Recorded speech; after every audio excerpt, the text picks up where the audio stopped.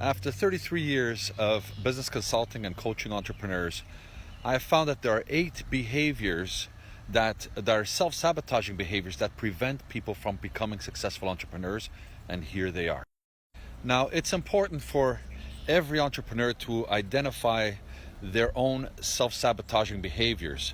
So it could be one of these 8 that is preventing you from your own success and dreams, or it could be one or several of these 8. And the first one is emotional regulation.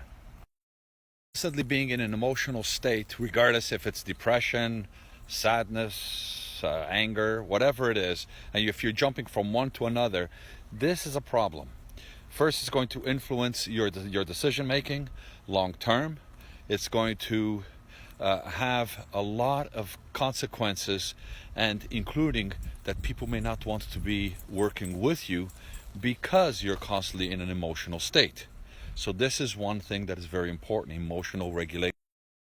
Number 2 is being around and being influenced by the wrong people.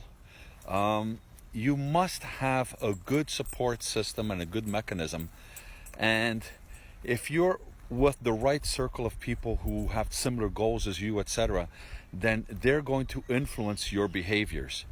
Likewise, it's the opposite if you have the wrong people around you. So it's important that you surround yourself with people that are like-minded. And actually, this is the reason why I created the 3 networks and 3 communities, is to help people like yourself.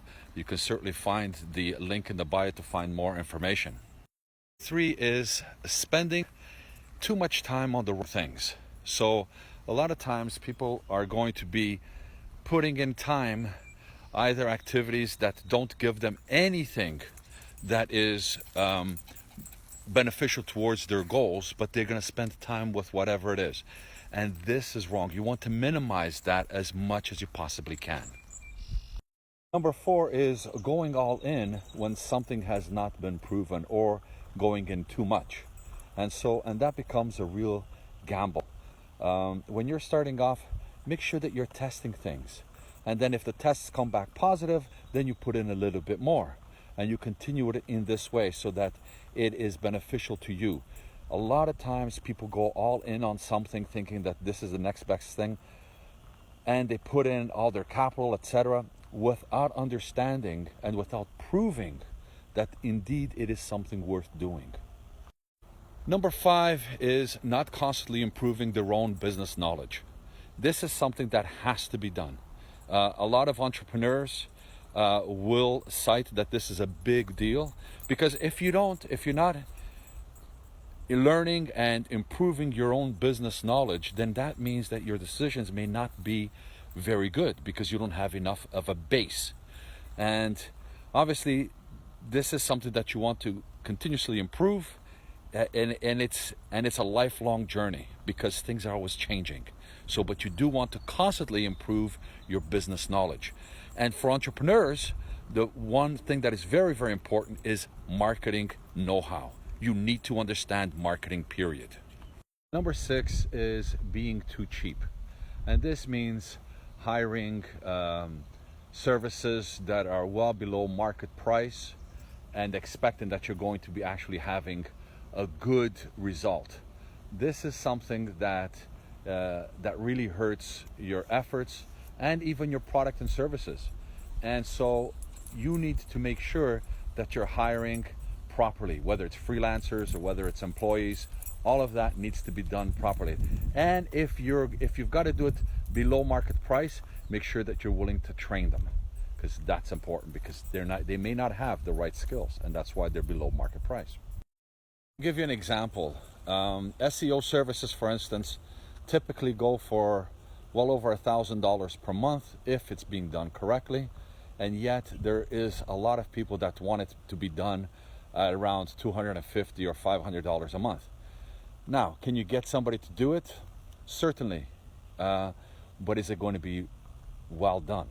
That's the question. Do they have the right experience, etc.?